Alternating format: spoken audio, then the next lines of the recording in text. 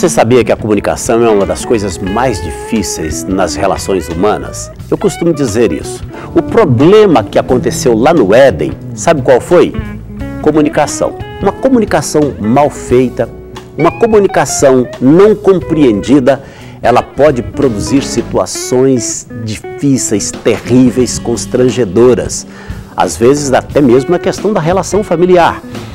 Você de repente, casado, marido e mulher, o marido diz para a esposa que a ama, ela entendeu que ele disse que a odeia.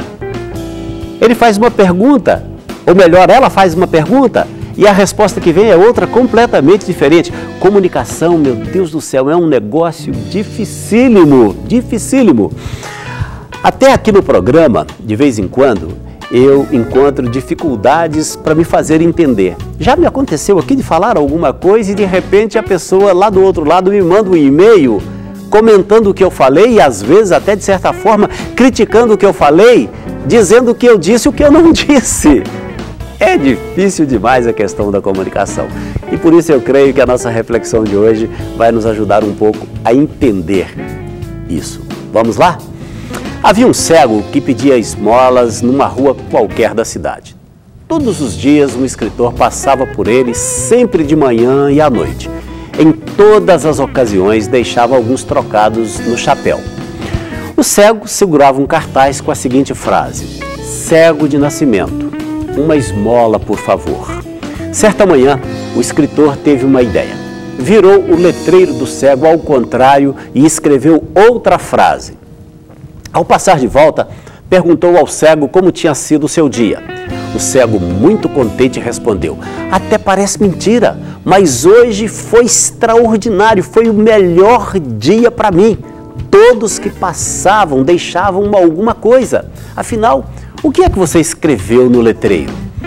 O escritor tinha escrito uma breve frase, mas que mexia com todos os que passavam. A frase dizia: em breve chegará a primavera e eu não poderei vê-la. A maioria das vezes não importa o que você diz, mas como você diz. Por isso, tome cuidado ao falar com as pessoas. Fale com o coração. Você será mais bem compreendido. Falar com o coração. Falar com o coração é muitas vezes falar com misericórdia, falar com amor, falar com ternura, falar com educação. E muitas vezes é não falar. É isso mesmo, falar com o coração muitas vezes significa ficar calado, deixando que a pessoa faça a leitura daquilo que está no seu coração.